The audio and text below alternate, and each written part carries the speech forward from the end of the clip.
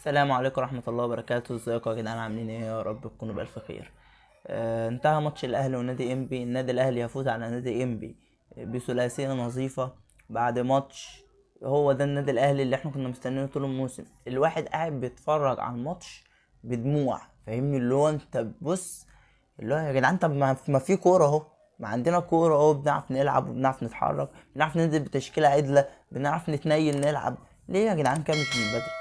الواحد قاعد، فاهمني؟ يعني اول مره الواحد يتحط في الموقف ده. انت قاعد مستني بيراميدز يقع والزمالك يقع، بيراميدز تعطل، الزمالك ما تعطلش، كسب 1-0. فاهم؟ قطر ابن الذين ما بيقعش، ما بيقعش. الاهلي وقعه بالعافيه، فاهمني؟ 3-0 وفاهمني، والماتش كان بتاعنا، انما ما بيقعش. فالواحد كان قاعد في الماتش. ايوه بصراحه هنتكلم عن الماتش. الماتش كان حلو والواحد كان مبسوط، فاهمني؟ وان النادي، فاهم انت، اللعيبه بدات تلعب مع بعض. بس يا جدعان كان من بدري، كان من بدري. الواحد متضايق قوي، فاهمني؟ اللي هو انت عارف انت الفوز اللي يضايقك. طب ما فيه اهو، طب ما بنعرف نتنيل نلعب كوره اهو. ليه مش من بدري؟ ليه؟ تعال النهارده شوف بن شرقي في الهجوم في راس الحربه، يا حلاوه، فاهمني؟ وتعالى شوف اللعيبه. معرفش نتكلم دلوقتي في الماتش. نبدأ. أول حاجة بدأ بالتشكيلة. التشكيلة نفس تشكيلة ماتش الزمالك، بس هو شال تريزيجيه للإصابة وحط زيزو. ايه التشكيلة؟ كان مصطفى شوبير وكوكا وياسين مرعي وهادي وبيكهام. واحد بس في خط واحد في خط النص هو مروان عطية. قدام الشحات وطاهر وزيزو وإمام عاشور وبن شرقي. خطة جميلة جدا. انت نازل بتهاجم، بتلعب على نقطة القوة اللي عندك اللي هي الهجوم، سايب مروان لوحده في خط النص. ايوه هو كان حمل تقيل عليه، ولكن هو بيحب يلعب لوحده في خط النص، فاهمني؟ يعني لما ديانج بيلعب جنبه بحس هو بيزاوله، بس بصراحة كان عامل ماتش حلو. بدأنا الدقيقة التانية، هدف حسين الشحات. هدف يا جدعان، فاهم انت؟ لعيب شوارعي، شوارعي صباح الفل يا معلم. خد الكوره، فاهمني؟ زيزو لعبها له بشكل كويس جدا. لو تريزيجيه كان قطم وطوعها، لكن الحمد لله النهارده زيزو كان فايق شويه، لعبها له. المعلم استلم، دخل بيها. تعال شوف، موه بعينه، موه بعينه لبره. الحارس الزاول افتكر هيلعبها لبره. تعال شوف، حطها من فوق الحارس في السقف، طق. عارف انت اللعيب اللي هو انت تاخده معاك خماسي وعارف ان هو هيكسبك، فاهمني؟ حسين الشحات يا جدعان، لا لا لا. وجون جميل جميل جميل جميل. والهدف الاول للنادي الاهلي بعد جمله كانت حلوه بينه وبين زيزو. بعد كده هو لعبنا كرة خطيرة دقيقة 13 كانت من نادي انبي، ولكن مصطفى شوبير يصد. برضو انبي كانت بتهاجم، الاهلي كان بيحاول يدافع ويلعب على المرتدة، يدافع ويلعب على المرتدة، وانبي كانت هي اللي ماسكة الكرة من غير خطورة. كان بتبقى خطورة على فترات، ولكن الحمد لله كنا بنقدر نقف قدامها. بعد كده اهو كرة خطيرة للاهلي في الدقيقة 15 من كوكا. ايوه الكرة ديت كوكا طلع فيها، كانت كرة منظمة جدا. كوكا طلع بيها، عمل عرضية للشحات، الشحات سندها بصدره حلو قوي لإمام، وإمام يشوطها ولكن بره. الكرة دي كان جون، ولكن إمام اتعامل معاها بشكل سيء جدا. الكرة دي لو كان شاطها كويس كانت ممكن تبقى جون بشكل كبير جدا. بعد كده هو بيلن الاهلي بتاع حسين الشحات. حسين الشحات دخل لبس الحارس ضربة جزاء. هقول لكم رأيي في البيلن بتاع الاهلي والبيلن بتاع انبي، اقول لكم رأيي. بعد كده هو دخل الشحات. ما دخلش الشحات بقى، في اللعيبه فضلت تمسكها. ده تكتيك كويس جدا عشان يبعدوا منفذ عن القلق. حبه امام مسكها، حبه الشحات مسكها، ان هم يشوطوا. وبعد كده دخل زيزو شاطها بشكل كويس جدا، والهدف التاني للاهلي. وتعالى شوف على الحان الجمهور بتاع الاهلي. تعالى اتفرج النهارده، جمهور النادي الاهلي بيعزف في المدرج، بيعزف. تعالى يا باشا اتفرج، ولا اكنك فاهم، اكن فريق واخد الدوري، انا على الحلوه والمره معايا. صباح الفل. تعالى النهارده اتفرج، النهارده بيشجعوا وبيهيصوا ومبسوطين. ايوه يا عم، انا جاي اشجع فريق، جاي اشجع فريق. هو ده الجمهور يا جدعان اللي بجد، هو ده الجمهور اللي بجد. تعالى اتفرج النهارده.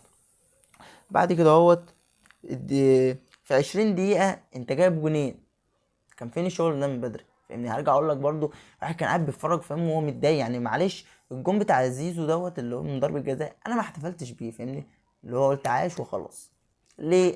ما فاهمني؟ اللي هو ما كان من بدري، فاهم؟ يعني ما عندنا كورة اهو وبنعرف نكسب، فاهمني؟ ماتشين منهم ماتش مهم بتاع الزمالك 3-0 و3-0، ما يخش فيك جوان ويجيب 6 جوان. طب فكان فين يا جدعان الكلام ده يا جدعان؟ كان فين طيب؟ كان فين طيب؟ العيب من مين طيب؟ العيب من المدرب ولا العيب من اللعيبه ولا العيب من الاداره؟ العيب من مين؟ عيب من مين يا جدعان؟ ما في اهو، ما بنعرف نتنيل اهو، تفهمش. بعد كده هو نزل لك بقى الراجل البركه بتاع النادي محمد هاني.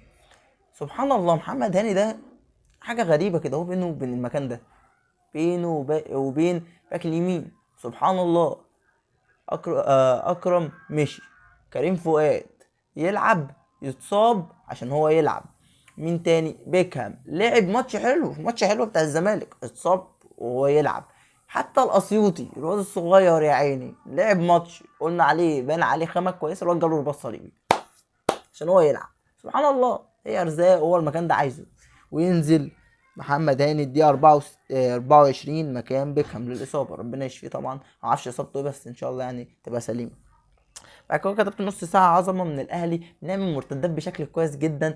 تعالى اتفرج النهارده اللعيبه بقى ايه، فاهم انت؟ لمسه ولعبه، لمسه ولعبه، يستلم يباص، يستلم يباص، هو ده الكلام، هو ده الكلام يا باشا. مش عايزين انانيه يا جدعان، مش عايزين طمع، لمسه ولعبه، لمسه ولعبه. بس بعد ايه؟ بعد كده هوت كتبت الجمهور عظمه. الجمهور النهارده كان عامل ملحمه، ملحمه النهارده الجمهور، يعني شكرا شكرا شكرا شكرا شكرا والله العظيم. الجمهور ورا النادي، ولا ورا لعيب، ولا ورا اداره، ولا ورا اي حاجه، ورا النادي. بعد كده اهو انبي مسك الكوره بخطوره والاهلي بيدافع. برضو انبي فضلت مسك الكوره شويه، عماله تحضر تنقل الكوره من اليمين للشمال، من الشمال لليمين، عماله تعمل في عرضيات خطيره، ولكن الحمد لله كانش تاثيرها قوي. بعد كده اهو بن شرقي ضيع واحده اسيست امام عاشور، كرة ما تضيعش، ما تفهمش برضه ضيعها ازاي، هي كانت اوف سايد بس الكرة دي جات له، فاهمني؟ هي جون، بيضيع برضه حاجات غريبه ما تفهمش. الكرة دي برضه كانتش تضيع، المهم لعبها له حلو. بعد كده اهو كتب ضغط رهيب من انبي، وكان هيجيب جون لولا تصدي مصطفى شوبير. مصطفى شوبير النهارده عمل ماتش كويس جدا، كل الكور اللي جات له قدر يتعامل معاها، حتى الجون اللي انبي جابته و اتلغى بالاوفسايد وهو اوفسايد صحيح، صدها، ولكن الحظ راحت لكهربا. فهو النهارده كان عامل ماتش كويس جدا. بعد كده هو رايي بقى في البلين. بيلين حسين الشحات والله العظيم بكل حياديه هي 50-50. هتقول لي ازاي؟ ده وقع ممثل، ده بتاع، انا حاسس ان هو خبطه، فاهمني؟ يعني هو المنظر تحس ان هو خبطه، برضه تحس ان فيها حته شوارع من ايه، من حسين الشحات. فانا حاسسها 50-50، 50-50. انما بيلين بتاع انبي كورة كوكا اصلا تحس ما فيهاش حاجه اصلا، فاهمني؟ اللي هو ما لمسوش اصلا، هو تحسه زحلق على الكوره. وقبلها اصلا اللعيب كان بيحاول بيزحلق، بيحاول يجيب الكوره، ما لمس الكوره قام ديب بدخل في امام عاشور. فاصلا هي في فاول في منطقه الجزاء قبلها، فاهمني؟ فعشان كده هو مش بيلين. ده رايي في ضربات الجزاء، شوف انت رايك ايه ويقول لي في الكومنتات. وفي الحالتين يعني فاهم، انت شايفها كده وانت شايفها كده عادي، ده رايك انت حر فيه. انا رايي ان كرة حسين الشحات 50-50، بل كمان والله ممكن تكون 70-30 بيلين، لان انا حاسه خبطه. انما كرة انبي الواد داخل اصلا في امام عاشور قبل ما توصل للكرة اصلا بتاع الكهرباء، اللي اصلا انا حاسس كوكا اصلا ما خبطوش، فاهمني؟ فده رايي في البيلين. انتهي الشوط الاول 2-0 للنادي الاهلي، بعد شوط عظيم جدا من النادي الاهلي، عمل فيه كل حاجه، بتطلع بالمرتده، بتدافع كويس. طب كان فين من بدري؟ ما نعرفش، هو ده سؤال الحلقه، كان فين من بدري؟ مش عارف، مش عارف. بعد كده هو دخلنا يا باشا على الشوط الثاني، نزل ديانج وخرج حسين الشحات. متهيألي كده هو الشحات خرج بسبب الاصابه، لان زك كده هو برضه قبل الشوط الاول، ممكن خرج للاصابه معرفش.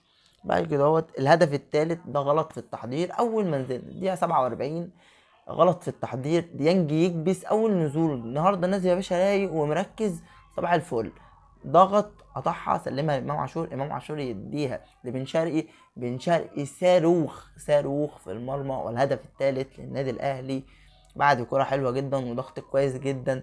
بن شرقي اللي حط هدفين في الزمالك، وهدف النهارده 3 اجوان في ماتشين وغير الصناعه. فانت ليه ما كانش بيلعب مهاجم؟ ما احنا كنا بنطالب بكده يا جدعان، ما احنا كنا بنطالب بكده. ليه ما كانش بيلعب مهاجم؟ ده سؤال. مين؟ للمكواجي اللي واقف بره، مع احترامنا لكل المكواجيه. بصراحه يا جدعان مدرب كده كده وحش قوي، وحش قوي، فاهمني؟ فكك من المكسبين دول، لا يا جدعان لعيبه وكابتن عادل مصطفى، انما هو والله العظيم ثلاثه، هو ولا مدرب ولا طين، هو ولا مدرب ولا طين. الخطه دي ليه مش بتلعب بيها من بدري؟ ليه؟ ما ينفعش يبقى كله معلمين يا عم. انت شد واحد قعده على الدكه، فاهمني؟ ياسر لما قعد على الدكه، ما الدفاع كويس يا عم، هادي رياض عامل شغل حلو، فاهمني. تريزيجيه لما قعد عادي يا عم، فاهمني. زيزو لما قعد الماتش فات عادي يا عم. ليه العند؟ ليه العند؟ ضيعتوا الموسم. اقول لكم الحسبه في الاخر، اقول لكم الحسبه في اخر الحلقه، الدوري هيرسى عليا. بعد كده هو الدقيقه 60 الاهلي ماسك كوره بيروح بيحاول، فاهمني، عايز يزود، وكنا في ايدينا نزود، ولكن اللعيبه كانت اللمسه اللي قبل الاخيره والاخيره ما كانتش مظبوطه، كنا ممكن نزود. بعد كده هو تحرك من غير كرة لعيبه النادي الاهلي ما كناش بنشوف. اللعيبه كنت تحس ان هي واقفه، جت ماتش كناش عارف ماتش ايه، كنت عمال اقول لكم اللعيبه واقفه، فاهمني. اللعيبه مش بتتحرك، فاهمني. سلم الكرة وواقف. النهارده تعالى اتفرج، يسلم ويجري يفتح، يسلم ويجري يفتح، فاهمني. ياخد الوان ويديله التو. ايوه يا باشا، هو ده الكلام. كان فين من بدري؟ ما نعرفش. بعد كده هو بعد كده هو خروج زيزو وبن شرقي ونزول مروان عثمان وبن رمضان في الدقيقه 71. حلو، نزلوا حركوا الدنيا شويه. بن رمضان النهارده كان نازل فايق شويه، حاول يحرك الدنيا شويه، بس بعد ايه؟ بعد كده هو الهدف ضاع من انبي. بصراحه اتلعبت وانتو حلوه جدا جدا، ولكن اللاعب يشوطها بره جنب القائم بتاع مصطفى شوبير. الكره دي كانت خطيره جدا، كانت ممكن تبقى جون، ولكن الحمد لله حتحوت ده هو اللي ضيعها الحمد لله، وكانت اوفسايد. بعد كده هو كرة حلوة قوي، محمد هاني قطعها ولعبها وراح وزاد. كرة وصلت لبن شرقي، لا مش لبن شرقي، لمروان عثمان، رجعها له، شاطها، ضاعت. كان كرة خطيرة جدا، كان ممكن النادي الاهلي يجيب منها جون، ولكن مفيش. فانت النهارده انت بتضيع وبتروح وبتجيب وعايز تجيب تاني، فاهمني. النهارده اللعيبه بصراحه كانت فايقه، عملوا ماتش كويس. بعد كده الدقيقة 80 الأهلي مرتاح خلاص، اللعيبة بقت تلعب عمالة تنقل الكرة من رجل لرجل، فاهمني. حابة يدافعوا يسيبوا الكرة لإنبي، لأن كده كده إنبي، فاهم أنت، ما عملتش خطورة ولا عملت أي حاجة الحمد لله. النهاردة قفلوا لهم مفاتيح الخطورة بتاعتهم خالص.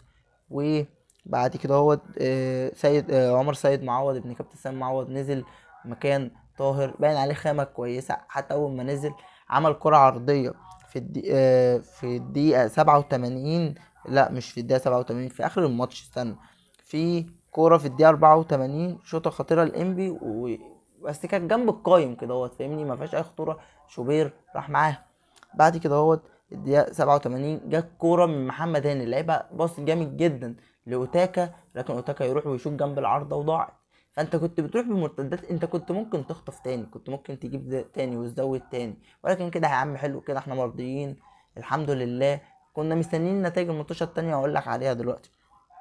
بعد كده هو كابتن زي ما بقول لك، ابن كابتن سيد معوض نزل، عمل كرة حلوة قوي قوي قوي بالعرض. ليه من نزل مكان طاهر؟ عمل كرة حلوة قوي بالعرض. ليه؟ امام عاشور جه يشوطها، ولكن اتكعبل وخرج بره الماتش.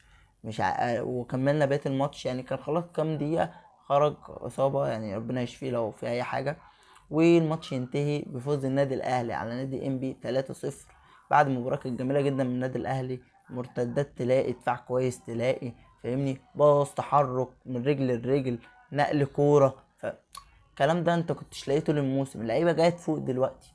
هو ده النادي الاهلي اللي احنا كنا محتاجينه، كنا في اكتر من كده، كان في اكتر من كده. ان هو ده النادي الاهلي اللي احنا كنا مستنيينه يا جدعان، ده النادي الاهلي اللي احنا كنا مستنيينه، فاهمني. انت ماتشين بتحط 6 جوان وما بيخش فيك جون، وانت ايه؟ وانت دفاعك اذا كان ده الخرا، فاهمني، وهجومك كان احول. ف ان التغير ده يحصل يا جدعان. طب ما هو ده، تلعبوش ليه كده من بدري؟ فاهمني.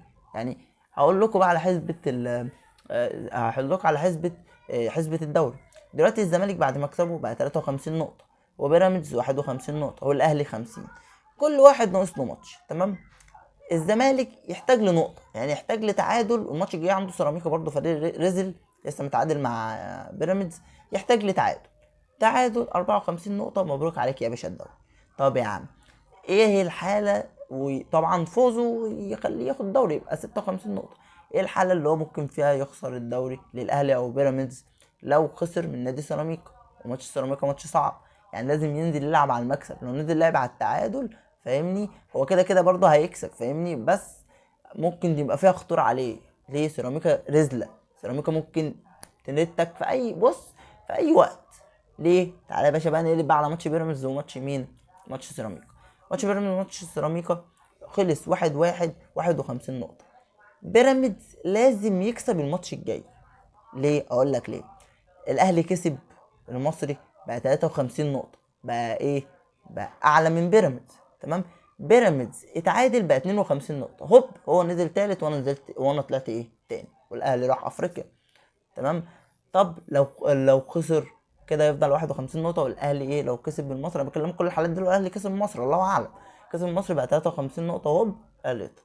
فبيراميدز لازم ينزل الماتش الجاي يكسب. انا مش عارف الماتش الجاي مع سموحة ولا مع انبي، ما اعرفش الصراحة فاهمني، بس هو لازم الماتش الجاي لازم يكسب علشان يضمن مركز تاني، ويضمن آه تأهله لأفريقيا. تمام. ليه؟ لأن لو كسب هيبقى كام نقطة؟ هيبقى كام؟ هو دلوقتي 51، لو كسب هيبقى 54. فالزمالك حتى لو اتعادل ب 54 مواجهات مباشرة، الزمالك هو اللي ياخد ايه؟ ياخد الدوري. طب الأهلي هيبقى 53. فبيراميدز اتعادل خسر، انت تركب والاهلي كسب، انت تركب مكانه تاني وتروح افريقيا. طب الزمالك لازم يخسر علشان الدوري ايه يروح منه. ف يعني دلوقتي كده هو ايه اللي الاهلي يتمناه الخطوه الجايه؟ طبعا الاهلي يكسب من المصري. ايه اللي يتمناه؟ ان الزمالك يخسر من سيراميكا. وبصراحه ما اعرفش، مش قادر اقول لك صعبه، لاني سيراميكا رخمه، ما لسه ايه متعادله فاهمني، فرخمه. طب ايه اللي الاهلي بيتمناه؟ ان طبعا الزمالك يخسر، ولكن هو هتبقى صعبه جدا، حتى لو ينزل يلعب على التعادل هو كده كده هياخد الدوري. طب ايه اللي الاهلي بيتمناه بقى بجد؟ ان بيراميدز يخسر او يتعادل الماتش الجاي. ليه؟ وانت تكسب، انت تطلع تاني يا باشا، تروح دوري ابطال افريقيا.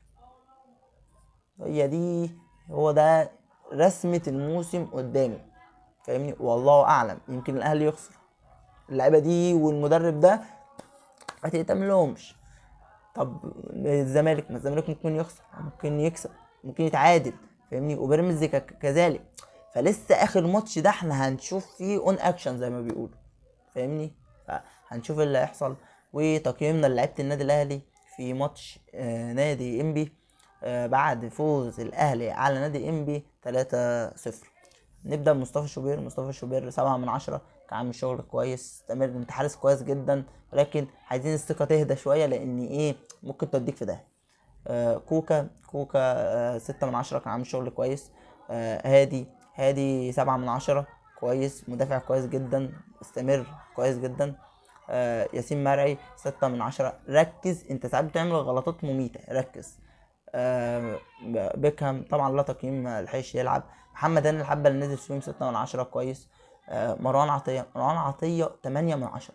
مروان عطية ده يا جدعان والله بسم الله ما شاء الله عليه، بسم الله ما شاء الله عليه، رومانة الميزان زي ما بيقولوا، بسم الله ما شاء الله.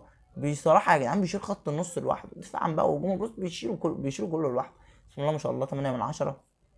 نطلع لقدام، نبدأ بزيزو 7/10، لسه عندك أحسن من كده اهو، سجلت جون وصنعت جون. 7/10 حلو، لأن النهارده برضو كنت ممكن تاخد كام قرار أحسن من كده اهوت. إمام عاشور 7/10. مين تاني؟ طاهر 7/10. الشحات 10/10. وبوسة، الله يبارك لك يا ابني والله، يعني اللي يثبت لك ان المدرب اللي عندنا ده سباك، ومش بص احول ما بيشوفش، ان هو مقعد البني ادم ده دكه. انت مقعد دكه كل ده، بعد كل ده، مع احترامي للناس اللي اقولها، الطاهر والزيزو باداء الزفت واسمه ده، والامام والتريزيجيه والبن شرقي، مقعدوا دكه. حرام عليك يا جدع، حرام عليك. 10/10. الشحات وبوسه، والله اعلم انت هتجدد ولا لا، بس اقعد يعني، انت كويس اقعد. وبن شرقي 9/10 بصراحة. في آخر ماتشين ما تفهمش ليه كده، هو كان على حالات. 9/10 بن شرقي. وتبديلات اللي نزلت، بن رمضان 5/10، نزل حرك الدنيا شوية. وتاكا 2/10. مين تاني نزل؟ ابن كابتن سيد معوض 4/10 على الاسيست اللي عمله الإمام عاشور، كان هيبقى جون حلو جدا. وبس كده صح، مفيش حد نزل تاني. واليو ديانج نزل. اليو ديانج على الكرة اللي قطعها يا عم 5/10 بتاعت الجون، ونزل برضو عمل شغل كويس. وينتهي الماتش بفوز النادي الاهلي 3-0. هنشوف الدوري على ايه. الجولة الأخيرة هتبقى جولة مهمة جدا جدا جدا، احنا ممكن نلاقي فيها مفاجآت مميتة فاهمني. ممكن الزمالك يخسر، الزمالك يتعادل او كسب خلاص، بس المفاجأة انه يخسر، ودي مفاجأة صعبة يا جدعان، مفاجأة صعبة عشان ما اكدبش. و نادي بيراميدز لازم يكسب، اتعادل او خسر لمصلحة الاهلي ممكن يخسر قدام المصري، ممكن يتعادل، الله اعلم. الجولة الاخيرة هتبقى جولة نارية نارية. وكده تبقى انتهت الحلقه. ولو عجبتك متنساش اللايك والسبسكرايب، ولو عجبتك رن الجرس عشان تشوفنا على طول. كان معكم محمد ماهر في برنامج كرة بالعقل. سلام.